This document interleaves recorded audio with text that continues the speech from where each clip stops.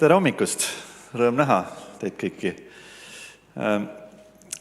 Meile anti siis selline küsimus, mis on terviklik missioon. Ja mina muutusin küll üsna nõutuks, aga Elle on selle ala rohkem endale selgeks teinud. Nii et Elle, võta ka mikker kätte ikka. Jaa. Kas see on nüüd meie pilt? See ilmselt veel ei ole meie pilt, sellepärast et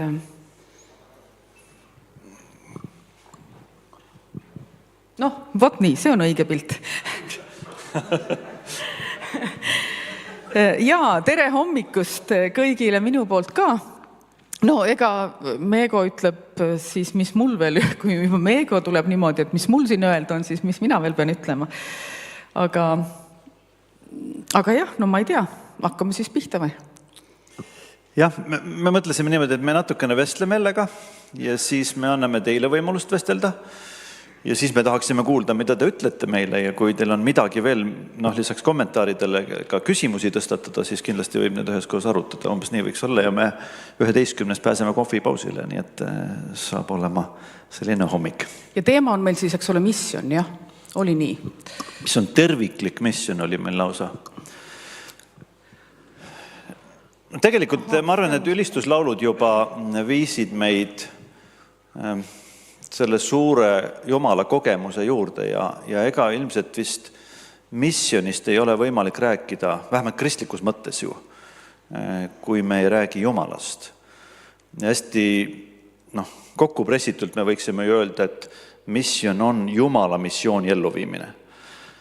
Et me ei vii mingisugust oma asja ellu, vaid me teeme seda, mida Jumal teeb, mida Jumal on kutsunud tegema, mida Jumal on ise juba tegemas ja me hakkame seda peale. Kui me võtame ju suure missiooni käsu ette, mis on Jeesuse poolt antud Mattuse evangeeliumi lõpus, siis me tegelikult olete mõelnud, et ka see esimene lause, mille Jeesus ütleb Mattuse 28:18, on tegelikult see paradigma, millest me üldse lähtume, kui me hakkame missionist rääkima. Ja see on see, et Jeesus ütleb, et minul on antud kogu meelevald taevas ja maa peal. Ehk siis Jeesus tunnistab, kuulutab, ütleb olevaks oma issandaks olemise. Tema oma on kõik, temale kuulub kogu meelevald ja temale kuulume meie ka. Et enne seda midagi ei toimu. Kui Jeesuse issandaks olemine on nagu mõtestatud või siis teadvustatud endale. Ja siis hakkab see Jumala missioon nagu meie elus peale. Mis ei tähenda, et Jumal enne ei ole midagi teinud juba. Jumal on enne maailma loomist juba ja maailma loomises ja Jeesuse saatmises ja kõik. Aga et meie jõuame selleni siis, kui me mõistame ära, et Jeesus on issand. Aga Meego siis, kuidas me siis nagu sellele vaatame, et meil on kogudustes missiooni toimkonnad ja meil on liidus missiooni toimkond ja meil on mingid programmikesed siin ja seal, et kuidas me siis nagu seda mõtestame, kui sa nüüd räägid, et kõik sealt hakkabki ja kõik see ongi, et siis kas meil on vaja üldse mingit eraldi toimkonda või programmi? Võib-olla me peaks siis ütlema, et kogudus ongi missioon. Ma ei tea, ma arvan, et sa võiks ise selle vastata. Mina jõudsin enne küsida, nii et sinu kord. Kui me räägime juba kogudusest, siis tegelikult on mingisugune missioon juba toimunud, et on mingisugune hulk inimesi, kes on juba teadvustanud selle, et Jeesus on issand. Ja siis on, kui me räägime kogudusest, me saame aru, et kogudus on ju ihu, kus on erinevad liikmed, see on nagu organism, mis toimib tegelikult sellises ühises sümbioosis. Ja mina ei näe küll isiklikult seda probleemi, kui koguduses pühenduvad mingisugust inimesed mingisugusele konkreetsele valdkonnale, et seda ellu viia. Aga jälle, ma arvan, et see Jumala missioon on kõikide eluvaldkondade juures või kõikides eluvaldkondades Jumala missiooni elluviimine. Võib-olla me siis siit jõuamegi selle tervikliku missiooni juurde, eks ole, et mida see siis nagu lõppkokkuvõttes tähendab. Me tegelikult joonistasime teile pildi ka. Kas me siis äkki tuleme selle pildi juurde? Meil on siin selline pilt, ma ei tea, paneme pildile veel midagi peale siis ja alustame siis selle kuidagi lahtipakkimist. Ja kui me eile rääkisime sellest, siis Samego esimesena tulidki lagedale sellega, et esimene nagu selline suur ala selles peaks olema siis evangelism ja jüngerlus. Ja kui me rääkisime, sa ütlesid, et ma tegelikult neid üldse ei lahutaks, need on üks ja see sama. Kuidas siis nii? Hiljuti Alan Hirsch kirjutas raamatu, eesti keeles ei saa seda hästi panna, eesti keeles ütleme ka evangelism, eks ole, aga siis selle raamatu pealgi on jüngerism ja discipleshism. Ja ta väidab väga tugevalt seda, et me oleme kuidagi kunstnikult lahutanud evangeeliumi kuulutuse ja siis kuidagi jüngrite tegemise. Et Jeesus alustas tegelikult nendega jüngerlusega, kes ei olnud üldse aru saanud, kes on Jeesus. Eks ole, me alustame lastega täpselt samamoodi tööd jüngerluses siis, kui nad ei saa veel üldse midagi elust aru, aga me juba jüngerdame neid pisikesed marakratid. Et see jüngerlus algab tegelikult peale ja see sõna ise tähendab ju ka õpetamist. Aga kui me vaatame piiblit, siis ma arvan, et need kahte nagu vormi võib küll nagu eristada. Üks on see kuulutamine, kreeka keeles kerygma, ehk siis selline kerygmaatiline Jumala sõna edasiandmine, kus kui me vaatame seda Uues Testamendis, ma arvan, et ikka jälle me näeme, et see on tegelikult Jeesuse loo jutustamine. Et räägitakse ära, mida Jeesus tuli tegema, kuidas ta toimis ja see toob inimesed tegelikult tõe tunnetusele, meelt parandama lausa, Jeesust issandaks tunnistama ja püha vaim langeb selle apostlite tegudes sageli selle peale, kui lihtsalt seda kerygmat antakse edasi, seda kuulutust. Jah. Aga Meego, seda kerygmat anti edasi küll kui kuulutust, aga see toimus mingis väga konkreetses kontekstis ja kui me loeme neid varakoguduse, algkoguduse lugusid, siis see toimus ikkagi sellises kogukondlikus atmosfääris, kus kõik need suhted ka toimisid ja nendes suhetes toimisid ka igasugused muud asjad, mitte ainult kerygma, vaid seal olid ka ikkagi need armastuse teod, eks ole. Äkki me selle juurde veel tuleme? Tuleme, aga ma kuidagi ei taha, et me nagu neid vaataks väga eraldi, et selles mõttes, et ainult kerygmaga, et kas me saame ainult kerygmaga tuua täna inimesi Jumala juurde? No mis siis arvad? Tegelikult ma täna hommikul minu armas pastor just rääkis mulle lugu, kus ta tegelikult sai sellega hakkama. Erki, ma tulen korra sinu juurde. Sa rääkisid loo oma koolivennast Luua Päevilt, kes puhtalt sinu sõna kuulutuse peale tuli Jumala juurde, andis oma elu Jumala. Räägi paari sõnaga seda lugu. See on täiesti juhuslik kohtumine notaris ühe kunagise Luua koolivennaga, kes ei olnud osa meie pundist toona 84-5 aasta vanem ja ma sain taga kokku ja küsin, et mis sa siin notaris teed. Ta ütleb, et testamenti. Ja siin Nõmme hommikul ja Kohilas me on palvetanud ta eest, tal on 4. astme vähk. Ja siis me saame nädal aega hiljem kokku ja ta on AA-s olnud aastaid, alguses abivajana, pärast selle juhina ja ta seletab ka, kuidas nad AA-s seda kõige kõrgemat väge ja jõudu nagu mõtestavad lahti, et igaüks usub nii, nagu tema usub Jumala olevat. Ja siis ma ütlen talle ka väga nagu kuidagi hästi lihtne oli meil rääkida tegelikult Ülemiste keskuses kohvikus seal, et kuule, aga nüüd on küll selline värk, et kui see on tõsi, mida piibel räägib Jumalast, kui see on tõsi, mida piibel räägib Jeesusest, et tema on ainus tee isa juurde, siis sa oled nüüd näksinud iga leiva kannikast siin poes, et ja ükski leib ei ole sinu oma. Et sa pead tegema otsuse nüüd, et kas Jeesus on see sinu tee isa juurde või mitte. Ja me räägime veel ja jutu lõpuks ma küsin veel kord, et Gunnar, et ta eile tegi postituse, vaadake, väga kihvt postitus, et ta käis meil ka 13. eelmine kord. Ja küsin, et kas sa tahad teha? Ja ta ütleb, jah, ma tahan Jeesuse oma ellu vastu võtta. ja seal samas me palvetame, ta teeb oma otsuse ja ta tuleb nädala pärast ka meile K13-sse, jagab seal oma lugu juba Jeesuse jüngrina.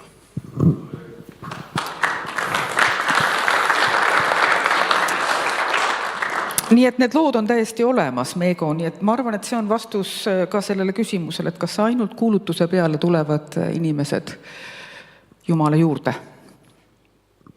Jah, ja eks me oleme ju sõnausku, siin raamatu aastat hakkame tähistama ja kõike veel, et inimesel on antud võime tegelikult sõna tajuda, aga ma veel kord ütleks ka, et täna hommikul ka, kui ma tõusin, võtsin oma väikse lapselapsukese Augusti, kes on 1-aastane, ta ei saa sõnadest, või ta juba sõnadest saab aru ise, ta midagi ütle veel, eriti mämm ütleb, kui tahab süüa saada.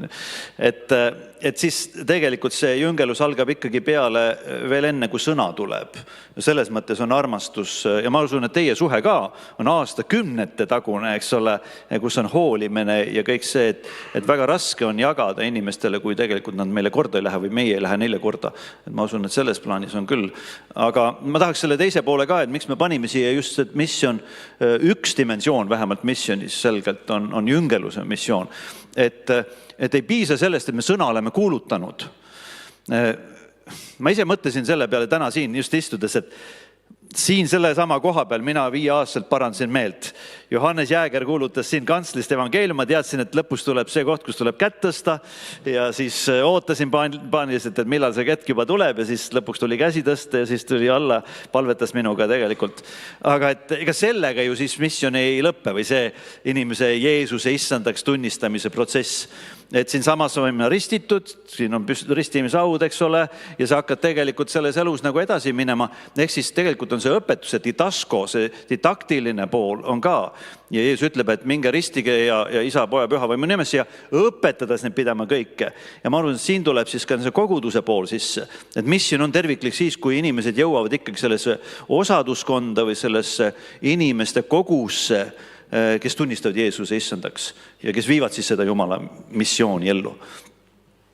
Nüüd, mul on üks küsimus veel sellega. Erki lugu siin kuulates praegu, mul on endal sarnane lugu minu oma klassijuhatajaga, kes ka vähki põdedes leidis mu uuesti üles ja otsis ühendust ja palus, et ma juhataksin teed Jumala juurde. Ma võtsin isegi sinu tookord kaasa, kui sa mäletad.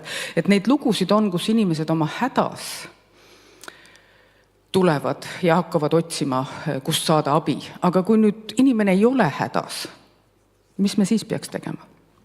Äkki sa paned meie teise ringi sinna välja?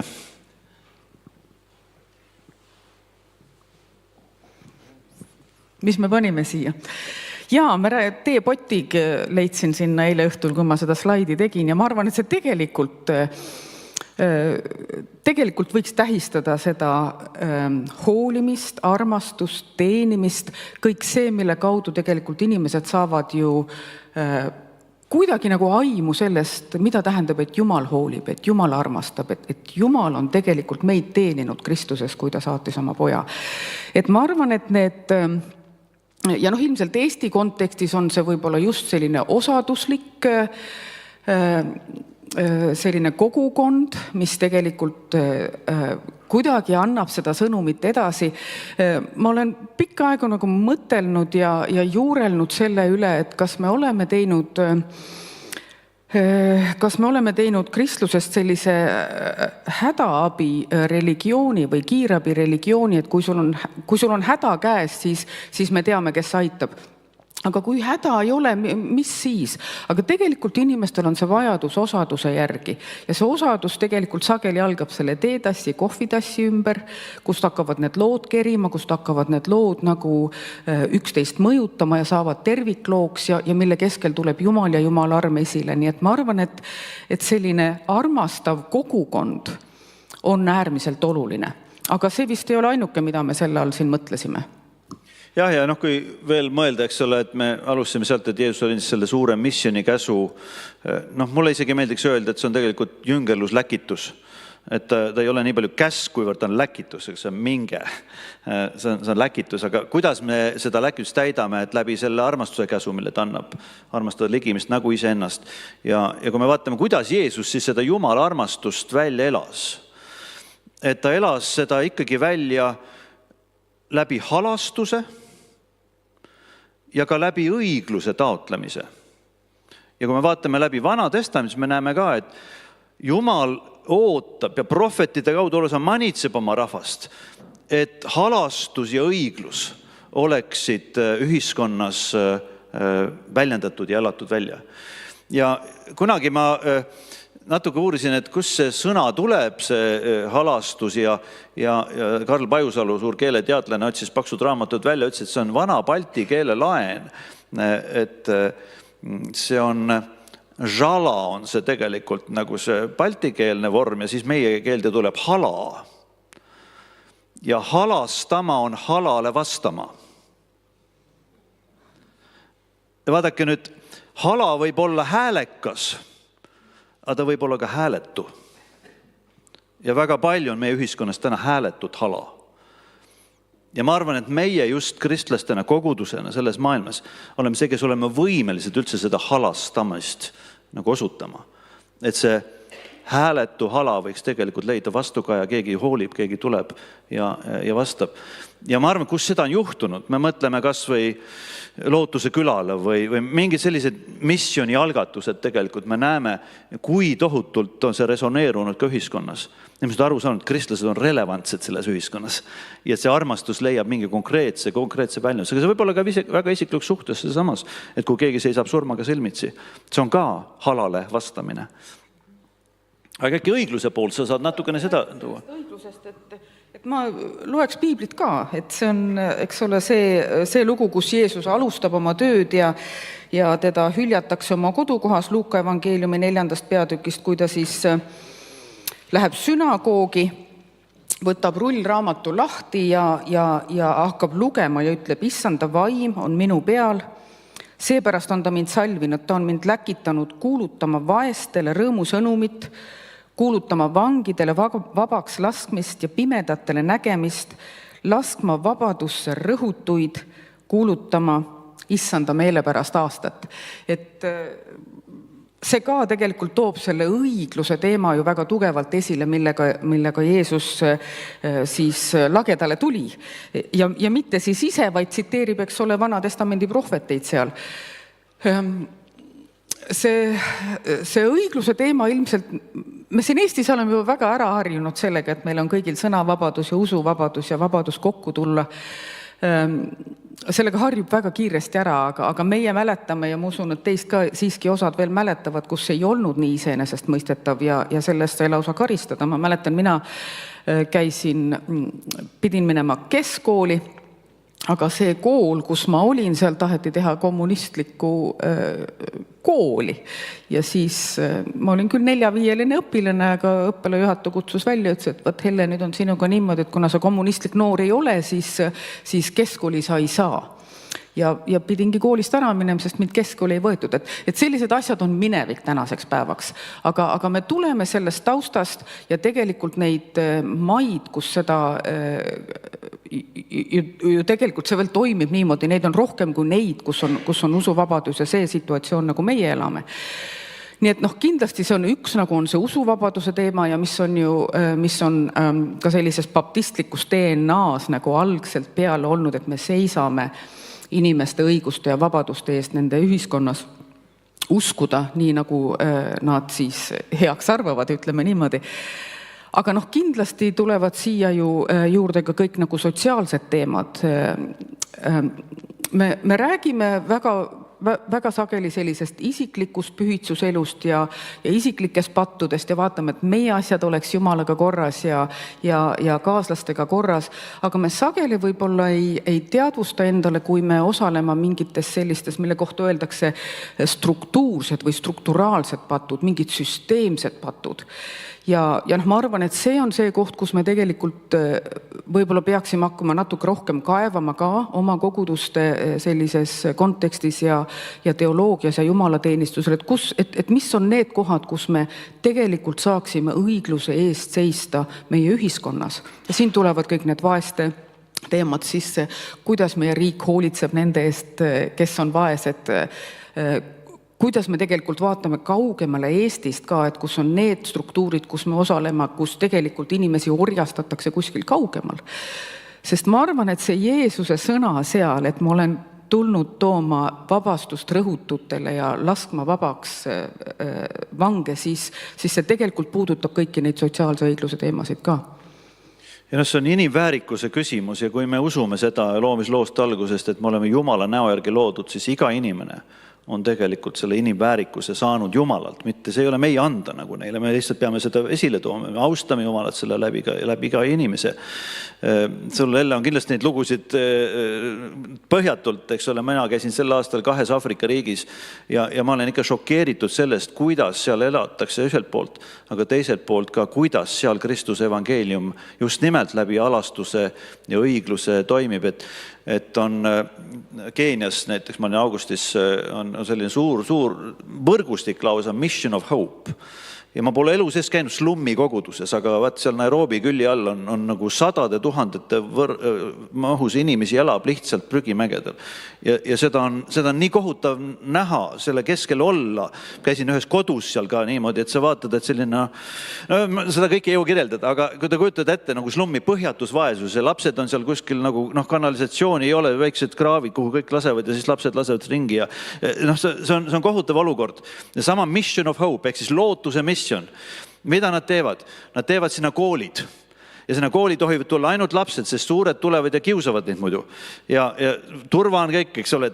Ja seal on suured sildid, et siin sa võid olla turvalised. Siin keegi ei kuritarvita sind, keegi sulle midagi liiga ei tee, eks ole. Antakse lastele tasuta haridust. Igaüks, kes tuleb, seal muidugi on numbrid, kui palju nad jaksavad sinna võtta, siis nad ehitavad järgmise maja.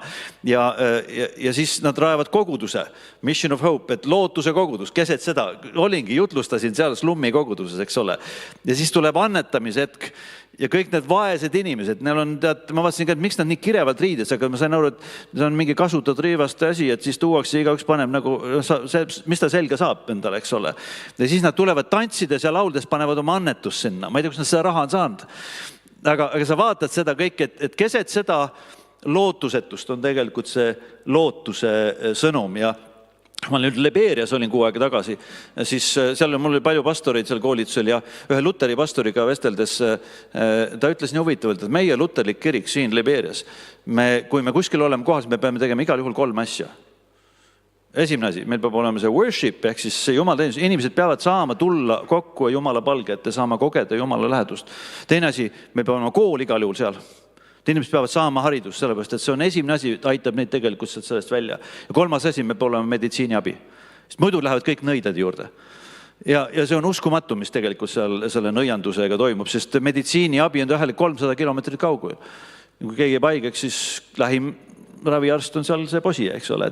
Et kus on luteri kirik kohal, ütleme siis Liberias ütlevad, et need 3 asja peavad olema, see on nagu taburet. Et me muidu ei saa üldse siin nagu midagi anda edasi Jumala riigist.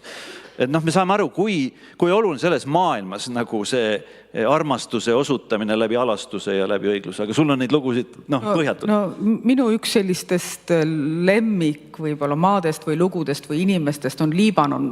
Täna ilmselt Liibanon ei ole väga positiivses kirjas, kuna Hezbollah tegutseb seal ja kogu see konflikt Iisraeliga ja kogu see lugu seal. Aga meie baptisti kogudused ja see meie kogukond, see, kes seal toimetavad, on ju pikalt tegelenud sellega, et ühiskonnas seda stabiilsust kuidagi tekitada just läbi nende armastustegude ja kui sa räägid haridusest Aafrikas, siis nende üks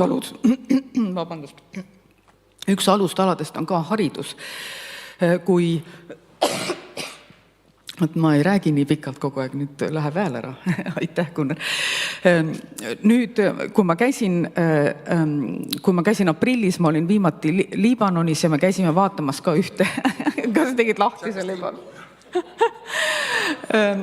Ma sattusin nii hoogu oma Liibanoni juttudega, et kui ma seal nüüd käisin aprillis, siis ma käisin ka ühes koolis ja Sahles, mis on siis PK Orus, mis eestlastel on ju väga tuntud koht, eks ole. Aga seal on siis baptisti kogudus, kes on siis avanud avanud kooli Süüria põgenike lastele. Need lapsed, kuna Liibanon on üle ujutatud Süüria põgenikest 1/3 nendest kogu rahva elanikkonnast on tegelikult Süüria põgenikud, siis riik ei jõua neid teenindada, ilmselgelt ei jõua ja ainult väga väike osa nendest lastest saab nagu minna siis riiklikesse koolidesse. Siis meie baptisti kogudused ja see meie pika nimega NGO, MTÜ, kes see seal on, eks ole, on siis avanud neid koole ja selles ühes koguduse ruumides on siis see kool ja kõik need on moslemi lapsed, kes seal koolis käivad ja siis, kui ma seal ülestõusmispühade ajal seal siis külas neil käin ja käin seal koolis ka ja siis lapsed teevad kontserti. Need moslemi lapsed, tüdrukud on kõik peakatetega ja kõik näeb nagu väga ontlik välja ja siis nad laulavad ülistuslaule, neid samu meie tuttavaid ülistuslaule. Minu jaoks on see nagu selline oksümoroon, ütled selle kohta, eks ole, et nagu kuum lumepall, nagu Toin van der Leer ütleb, et see ei ole võimalik, eks ole, et moslemi lapsed ülistavad Jumalat täiesti südamest, meie Jeesust, Kristust, kuningate kuningat. Ja see on see, mis seal juhtub, kui kogudused on ennast avanud, astunud sellest oma mugavustsoonist välja, oma kristlikust mugavustsoonist kogukonnast välja ja hakanud tegelema nende Süüria moslemi põgenike perekondadega ja andma haridust nendele lastele. Jällegi nagu hariduse kaudu on leitud need sidemed nende perekondadega ja inimesed tulevad Jumala juurde. Muidugi moslemid ei saa kristlasteks, sellepärast et siis oleks neil kohe mingid kogukondlikud probleemid sellega seoses, aga nendest saavad Jeesuse järgijad, nendest saavad jüngrid, nendest saavad need disciple'id, eks ole. Nimi jääb nimeks, mis on, aga sisu ja olemus muutub. Et neid lugusid on ju jube palju, eks ole, ja see, kuidas see nagu Liibanonis alguse sai, oli ju 2006, eks ole, kui oli see üks esimestest, või tähendab, neid sõdu on seal ju kogu aeg olnud, eks ole. Aga sellest hetkest, kui nagu mina mäletan, et see koolilugu, kus nad hakkasid esmalt kõigepealt majutama moslemi perekondi, kes siis tulid Lõuna-Liibanonist Beirutisse, et anda neile siis öömaja, võtta vastu, hoolitseda nende eest. See oli neil väga-väga raske katsumus, sest neil ei olnud seda kogemust enne, nad ei teadnud, kuidas see läheb, aga neid sunniti seda tegema. Püssi toru ees Hezbollah liidrid sundisid neid avama selle kooli ja nad tegid selle kooli lahti. Alguses hirmuga, alguses vihaga, alguses kõikide nende tunnetega, mis olid seal, mis tegelikult osasid õpetajaid seal halvasid lausa. Aga nad said sellest üle, palvetades ja koos teenides ja koos tehes, nii et kui need paar kuud olid need Hezbollah, või tähendab, ütleme siis mitte nüüd otseselt Hezbollah, vaid moslemi perekonnad majutatud seal koolis, siis kuidas nad suhtlesid, kuidas nad lõid need sõprussuhted, kuidas nad hakkasid armastama üksteist ja kui rahu oli jälle maa peal ja need pered hakkasid sealt koolist ära minema, siis oli neid kallistusi ja pisaraid ja nuttu seal, sest neist olid saanud sõbrad. Ja siis need moslemi perekonnad ütlevad, me tahame oma lapsed tuua teie kooli, sellepärast, et me oleme näinud, kuidas te meid armastate. Ja nüüd see Beirut Baptist School, Beiruti baptisti kool, seal 90% õpilastest on ju moslemid ja kui COVID-i ajal oli, eks ole, olid lapsed kodus ja pidid arvuti taga Zoomis ja kus nad seal siis õppisid, siis nendest piiblitundidest ja nendest hommikupalvustest, mis selles koolis on traditsiooniline osa kogu aeg, siis need ju toimusid kõik Zoomis ja siis pärast õpetajad rääkisid, kuidas nad nägid, et terve pere oli ekraani taga. Ja kõik said osa sellest. Nii et, ja see toimub nagu sellistes tegevustes ja armastuse väljendustes, mis ka seisavad õigluse eest, lastel õppida, lastel olla kohal, kõik need asjad, et ma vaatan kella, kuule, ma ei saa nüüd neid lugusid jäädagi rääkimise ja meiega räägime nüüd veel midagi. Ma arvan, et siin me saame aru, et kui need kaks nagu tiiba on olemas, et siis tekivad sellised jüngelikud kogukonnad, kes osutavad ka siis seda armastust ja kõike, millest me rääkisime. Ja need on nagu oaasid mõnes mõttes kõrbes, kuhu inimesed tulevad. See ei ole Fata Morgana, see ei ole nagu silmapette, vaid see ongi päris asi ja inimesed tegelikult saavad sellest aru, et see on elu muutev. Aga mida me tunnistame on lõpuks ikkagi, et Jeesus on issand ja me viime ellu Jumala missiooni selles maailmas. Aga nüüd me istume siin, eks ole, ja me võime öelda, et meil on juba päris hästi, kõik me oleme ise kõik jüngrid siin ja teeme jüngreid ja armastused kogeme ja kogume ka koguduses, eks ole, ja ühiskond on ka päris õiglane juba ja usuvabadust meile, et äkki on missioon täidetud. Aga paneme selle kolmanda asja nüüd siis. Äkki me peame minema tagasi selle juurde, et kui kõik oligi maailmas hästi. Algus oli ju maailmas kõik hästi. Jumal ütles, et kõik on hästi, nagu kui ta lõi, eks ole. Aga mida Jumal siis ju andis tegelikult ka meile missiooni, mida ta ise oli ellu viinud. Olla selle looja poolt loodu heaks majapidajaks koostöös temaga. Sest me ei ole midagi loonud. Tema on loonud kõik. Ja mida meie saame luua, on tegelikult ainult luua koostöös temaga seda kultiveerides, sellest midagi luues nagu uut kvalitatiivselt olulist. Ja sellega me jõuame sellise kogu loodu, mitte ainult hoolekande ees, mis on Elle võib sellest kohe pikemalt rääkida, vaid tegelikult ka selle edendamise ja arendamise eest, mis on võimalik, kui me hakkame kultuuris elama. Ja siit me jõuame tegelikult ka tööni, mis on üks osa kogu elu kultuuri loomisest, aga mis sa ütled selle peale? No jaa, aamen ütlen selle peale muidugi.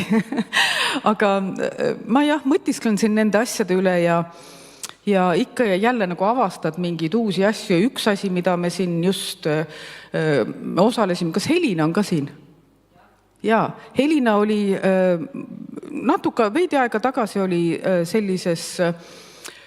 sellisel kogunemisel nagu Lausanne'i ülemaailmsel konverentsil, eks ole, ja seal räägiti palju nende asjadest ja eile või üleeile millaski oli siis Maailma Baptistiliit tegi sellise lühikese ülevaate, millest seal siis räägiti ja mis need rõhuasetused seal olid. Ja ma ei olnud nagu selle peale mõelnudki enne, et tegelikult ju töö oli osaks Jumala ülesandest inimesel enne patulangust. See ei ole mitte karistus meile, vaid see on see, millega me tegelikult saame väljendada seda oma koostööpartneriks olemist Jumalale. Ja see, kuidas me siis neid asju teeme, mis siin maailmas on, mis on juba loodud ja mida meile on siis antud edasi arendada. Ma panin sinna sellise pildi, need on seal viljapead, kui te näete, et eks maa harimisest nagu hakkas see ju pihta, see mandaat ju Aadamale ja Eevale anti, et kandke hoolt ja harige ja tooge esile head sellelt maalt. Nüüd muidugi, eks ole, patulangusega me oleme läinud liiale kõikide nende asjadega ilmselt ja see, kus me tänases päevas selle maailma seisuga ka oleme, siis need katastroofid ja need sümptomid, mida me näeme, need tulevad ka meile järjest lähemale. Me oleme siin, mul ikka meeldib öelda, et me siin Eestis elame sellises väga turvalises keskkonnas, et see peab olema Jumala lemmikmaa, sellepärast, et meil on kõik väga hästi. Aga kui me vaatame ümberringi ja kas või siin, mis Euroopaski nagu praegu toimub, siis need on ju, ühesõnaga. Aga äkki selle patu langemisega kaasneb ikkagi kas see, mida me nägime eriti selle modernismi ja industrialiseerimise ajastul.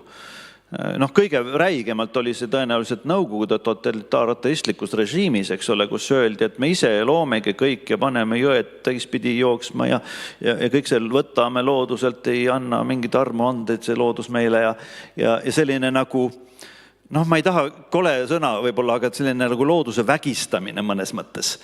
Ja me näeme seda just sellises industriaalajastus, kus see Jumal on pildilt ära. Me ise olemegi kõige keskmes ja siis me olemegi need. Kõik on meie oma. Aga loomisloo alguses ja ma arvan ka kristlikes kogukondades, kus me jüngelikult elame, me saame aru, et kõik ei ole minu oma. ma ise ka ei ole iseenda oma, ma kuulun Jumalale ja see teeb mind alandlikumaks ja see teeb mind hoolivamaks.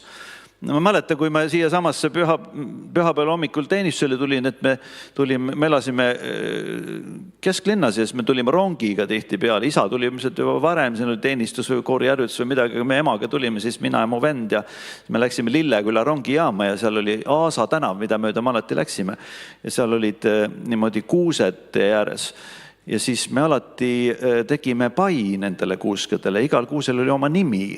Ema oli meid ilmselt õpetanud seda ja see oligi kuidagi selline pühapäeva hommikune, ma ei tea, teenistus. Et kõigepealt lähen nende kuuskede juurest läbi ja siis jõuad rongiga siia palvemajja teenistusele. Et see moodustab nagu ühe terviku, kus me saame aru, et me elame Jumala maailmas, mitte iseenda tehtud ja iseenda nagu, ma ei tea, moonutatud tegelikkuses. Sa viitasid sellele tööstusrevolutsioonile. Paul Fides, meie teada-tuntud baptisti teoloog, räägib sellisest asjast nagu valgustusaja arrogants, kus tegelikult mis juhtus oli see, eks ole, et Jumalast sai see kellameister, teism, eks ole, kes lükkas kella tööle ja maailm muudku tiksub, et läheb nagu oma soodu.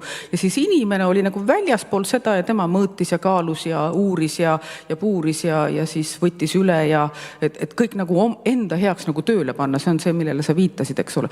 Aga sellest arrogantsist, et me saame kuidagi nagu väljaspool seista ja need asju kuidagi manageerida nii, nagu meil on kasulik. Ilmselt see on see, millest me peame tegelikult ka oma sellises mõtlemises välja astuma, sest täna, eks ole, teadlased räägivad sellest, et maailm on organism ja me oleme kõik osa sellest ja see eile siin Gunnar rääkis Eesti mehe genoomist, aga tegelikult meie geenimaterjal on ju tervel loodul on ju see sama, eks ole, me oleme mullast võetud ja mullaks saame jälle, eks ole, et me oleme terviklikult nagu koos. Nii et selles mõttes, et me ilmselt peame ennast tagasi mõtlema natuke sinna alandlikumasse positsiooni ja nägema ennast Jumala looduna, selle loodu osana ja sealt hakkama tegema siis nagu neid järeldusi ka. Mul oli veel üks mõte, aga selleks mul vahepeal... Ma ütlen ühe asja veel, siis me hakkame kohe laudades rääkima, et mõte vist selline, et ikkagi üks on see hoolekanne, vastutustundlik nagu suhtumine loodusse ja kõik nii. Teisel pool ikkagi ka, Jumal ütleb, et harige seda maad. Tegelikult ka see on nagu mingite põllukultuuride esile tulemine, ma ei tea, kas metsas kasvavad sellised suured ilusad õunad, eks ole, ei kasva, me kasvatame neid, koerad isegi kodussime ära aga et meil on antud, kui sa räägid genoomist, eks ole, ma olen selle geeniprojektiga seotud, et kui palju on tegelikult informatsiooni, mis on Jumal nagu selles maailmas omab, aga kui me natuke avame seda, me saame aru, kui palju on võimalik inimesi aidata, et inimesed ei sünniks enam mingisuguste haigustega, mis paratamatult võib-olla nagu võiksid üle võtta. Ehk me jõuame tagasi selle tööni, et me teeme ikkagi koostööd Jumalaga. Jumal on kogu selle asja meie kätte usaldanud, aga tema selle omanik ja ta kutsub meid kaasa ja see on selle missiooni elluviimine. Aga viimane mõte, siis sulle lõpusõna, on see, et nüüd kui me räägime tänapäeva sekulaarsest Eesti ühiskonnast või üldse laiemast maailmast, siis me oleme varem mõelnud, et kui me saaksime sõnakuulutusega alustada, ja siis toome nad siia armastuse kogudusse ja siis äkki nad muutuvad nende elud ja äkki siis kunagi nad hakkavad tööle ka teistmoodi või loodust hoidma. Aga võib-olla me oleme ajastus, kus mõnda inimest üldse see sõna ei puuduta. Aga kui ta saab aru, et me oleme need, kes lähme ka teeme ära tegema. Ja lähmegi hoolime loodusest. Ta saab aru, et midagi nendel kristlastel on nagu teisiti selles maailmas. Midagi nad näevad teisiti.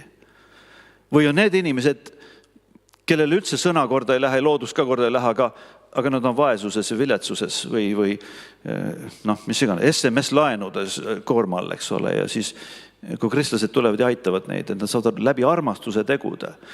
Ehk siis mulle tundub, et siin nagu tuleb küsida, et mis on relevantne nagu lähenemisnurk, et alustada selle suure Jumala missiooni elluviimisega tunnistada Jeesus on issand.